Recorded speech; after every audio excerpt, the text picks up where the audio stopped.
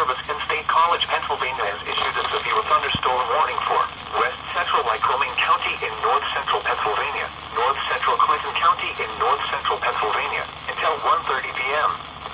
At 12:27 p.m., a severe thunderstorm was located near Renovo, moving southeast at 35 miles per hour. Hazard, 60 miles per hour in gusts and quarter-size hail. Source, radar indicated. Impact, hail damage to vehicles is expected. Expect wind damage to trees, roofs, and siding.